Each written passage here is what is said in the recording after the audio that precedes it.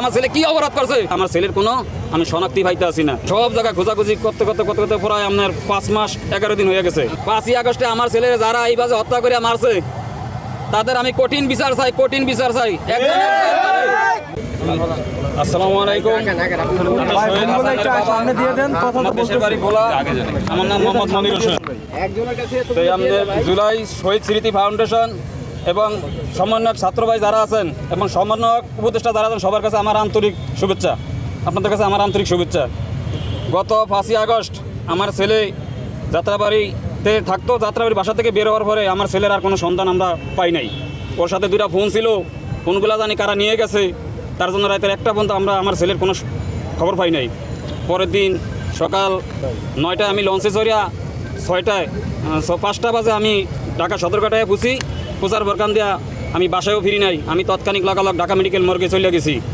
যাওয়ার পরে ওখানে ঢাকা মেডিকেল মর্গে তারপরে আপনার এই মানে যতগুলো মর্গ আছে, যতগুলো ক্লিনিক আছে, যতগুলো হাসপাতাল আছে ঢাকা সিটির সব জায়গায় খোঁজাখুঁজি করতে করতে করতে করতে প্রায় আপনার 5 মাস 11 দিন হয়ে গেছে।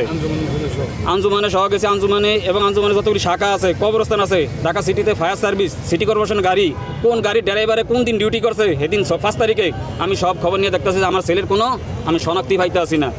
তারপরে আপনার এই বৈষম্য বিরোধী আন্দোলনের নাফিজা আংটি, তার বাদে হাসানের নাম আঙ্কেল, আরও মানে আমি তো নাম বলতাম জানি না, ওনারা একটা একটা করে বলি ঢাকা মেডিকেল মর্গে থেকে বের করছে। বের করার পরে 6 নম্বরের পরে 7 নম্বরে গেলে আমার ছেলের ওই পায়জামা, যে পায়জামা ভরিয়া বাসন বাড়িছে, ওই পায়জামা, ওই পাঞ্জাবি, ওই জাইঙ্গা, ওই গেঞ্জি এবং আমার ছেলের টুপিতে ছোটো ছোটো দাড়ি, হাতে কাটা দাগ। তখন আমার দেখে আমার এই ভাই শনাক্ত করছে যে আমার বাতিজা আর এক আমার শালি আছিল, আমার আরেকটা ভাই আছিল। পরে শনাক্ত করা বরকান দিয়া ওনারা বলতে আছে যে আপনার মুখের পেজটা নষ্ট, তো আপনার ডিএনএ দেওয়া লাগবে।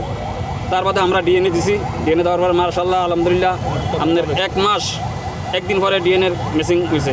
তো আমি একটুকুই বলতাম চাই, 5ই আগস্টে আমার ছেলেরা যারা এইভাবে হত্যা করে মারছে তাদের আমি কঠিন বিচার চাই, কঠিন বিচার চাই।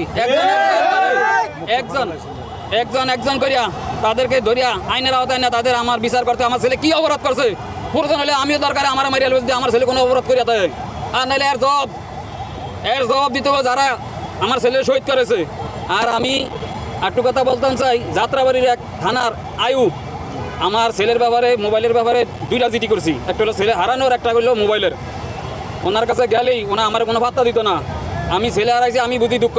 এই পৃথিবীতে যার সন্তান হারায়, ওনার নাম হলো মহিবুল আসাই, মহিবুল।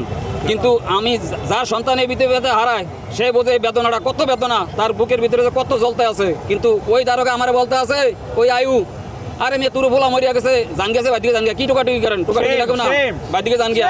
উনি আমার এরকম করে বলতে আছে। কিন্তু ওনার যদি একটা ছেলে হারাইতো উনি বুঝতো আমার ছেলের যারাই এই মারছে এই বাজে হত্যা করিয়া তাদেরকে আমি বিচারের আওতায় আনতে হবে।